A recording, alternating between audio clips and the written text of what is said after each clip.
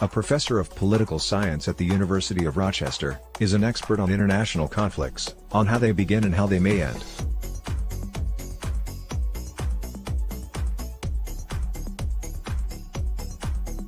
This will shape the rest of the 21st century. If Russia loses, or it doesn't get what it wants, it will be a different Russia afterward, Goemans tells The New Yorker. If Russia wins, it will be a different Europe afterward.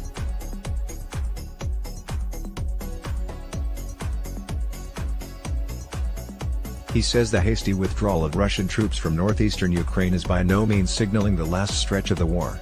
Most people believe that if one side wins a battle or a campaign, peace becomes more likely, says Goemans, author of War and Punishment, The Causes of War Termination and the First World War, Princeton University Press, 2000 / and co-author of Leaders and International Conflict, Cambridge University Press, 2011 /. But that's not true. If I fight a war with you and do poorly, but expected to do poorly in the hopes that the next battle will go better for me, then I'm not going to change my war aims. Only if something unexpected happens, would I change my expectations and my strategy. Likewise, Putin's sham referenda in occupied territories and his calls for a ceasefire do not make peace now any more likely, according to Goemans. He'll propose a deal that the Ukrainians or the West cannot accept, and the Ukrainians will propose a deal that he cannot accept. That's for domestic consumption in Russia, he's just posturing. It's common to interpret particular triumphs or losses in a particular battle as changing the chance that the war will end. Instead, whether and how expectations on both sides evolve is what really counts. And it is obvious that Russian hopes of a quick triumph have shifted in this instance. The conscription of 300,000 more Russians serves as evidence. Men, some of whom reportedly lack military experience or training.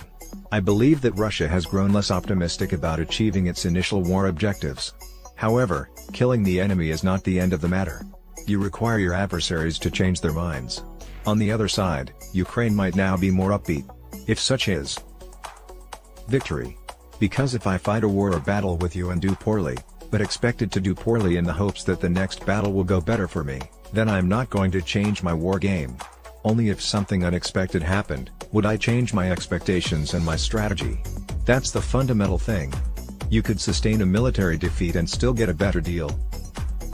On the Suez Canal, they showed themselves a lot more competent than the Israelis had thought after 1967.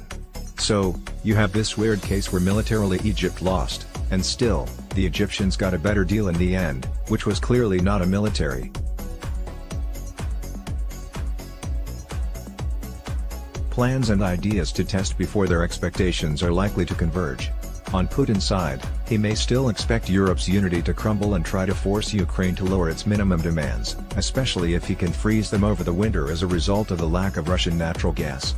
He'll propose a deal that the Ukrainians or the West cannot accept, and the Ukrainians will propose a deal that he cannot accept. That's for domestic consumption in Russia, he's just posturing. I'm not a foreign policy expert, but he probably does this because his massive mobilization is deeply unpopular among the Russian people. He has to find a way to say to his domestic audience something along the lines of, I have to do this. My hands are forced. I'm trying honestly to make peace, so it's not my fault. It's the fault of the evil Ukrainian Nazis. Ultimately, I think Putin's trying to strengthen his bargaining position with the sham referenda and illegal annexations. If it had been a fair referendum under United Nations supervision, that might have had an effect. But not like this. I mean, voting was held with guards with machine guns at the polling stations, and we've seen reports of men with guns at people's doors, forcing Ukrainians to fill out ballots while being watched. That sends a clear message. We know that some leaders continue fighting for their own survival, against the very interests of their country and their own people. We saw that in Germany in the First and Second World War, and also in Japan during World War II. We political scientists hold that opponents fight in order to find that something that makes peace possible. But what really is that? One side must get the other to change its mind. You must get them to agree that making a deal now is better than to continue fighting. I think it's the best explanation we have so far. But it's not satisfying. We're just 4 months into the war. Kaiser Wilhelm II and his cabinet concluded that it was unwinnable. Yet, they fought on for another 4 years. Why? Because they knew that if they lost, they would be overthrown by a revolution. Of course, they were right. Leaders in such unwinnable situations are very dangerous. They are the reason. He's certainly doubling down. He's painted himself into a corner and can't really make a peace deal. According to classic war termination theory, 3 variables have to be considered: information, credible commitment, and domestic politics. As long as both sides believe they can win, which clearly they do, and their distrust for each other is growing, think of the recently discovered mass graves and reports of torture by Russian soldiers, there will be no peace. Putin also has a domestic problem. Originally, he delayed mass mobilization to avoid domestic unrest, against the advice of the political hawks in the Kremlin who want a larger-scale war. Over the past week, more than 200,000 Russians have fled their country to avoid conscription. Even if Putin were to be assassinated now, I'm not sure that these hawks wouldn't simply escalate the war and press on. It scares the expletive out of me because these people talk about nukes and about attacking Poland and Latvia, Lithuania, and about nuking Paris and London. They are nuts. Washington have said very clearly that they told Putin and the Kremlin nukes would be unacceptable. So that tells me they are afraid that Russia might actually do it. The hawks in the Kremlin think the war has been fought wrongly or poorly. And in a sense, they are right. The Russian army is just a very weak, poor army. What worries me is that if Russia continues to have to retreat from occupied territory, a small, tactical nuclear strike becomes a real possibility, in an attempt to stop Ukrainian advances. My friend, Bronislav Slantchev, a Rochester PhD and now a professor of political science at the University of California, San Diego, has written about this in a recent, terrifying blog post. In that scenario, he said, he expects the Russians to use a nuclear weapon under 1 kiloton, which he says one could fire with artillery or any of the multiple dual-use rockets and missiles the Russians have in their arsenal. He's got a very good eye and good ear. The outcome of this war could have massive consequences for Europe, the world. How?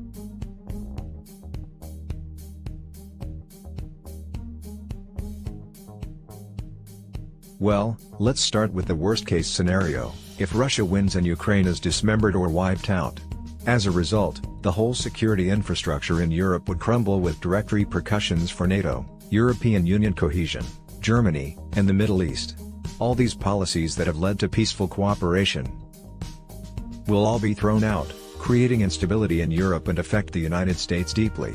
And, of course, other would-be dictators would learn from Putin's example. A large part of the stability that we saw during the Cold War era was based on the expectation that the situation would be stable. It was stable because we expected it to be stable. But that's clearly no longer the case. In the best-case scenario, Ukraine wins a better deal than before the war. For me, that means more defensible borders, which would mean some form of continued Western presence in the arming of Ukraine by the West, along with training and funding. All that would create a much more stable Europe.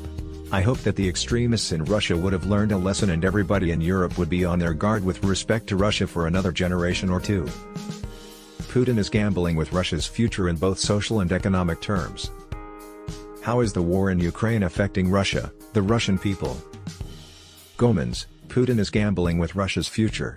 On top of the sanctions, the brain drain is tremendous, as is the exodus of young and middle-aged, educated males who have the means and who are worried about being conscripted. Add to that the mounting numbers of dead soldiers, Russia is going to have an acute shortage of men, which will create all kinds of economic and societal problems. What's the best Russia can hope to achieve? Maybe a return to the status quo before February 24, and internationally overseen plebiscites in Luhansk, Donetsk, and Crimea. But I don't want to advocate for this. Their army is poor, their equipment is rotten, and the sanctions make it impossible to build new equipment, to update their machinery. The best they can hope for? Well, I don't want to advocate for this, of course, but maybe a return to the status quo before February 24, and internationally overseen plebiscites in Luhansk, Donetsk, and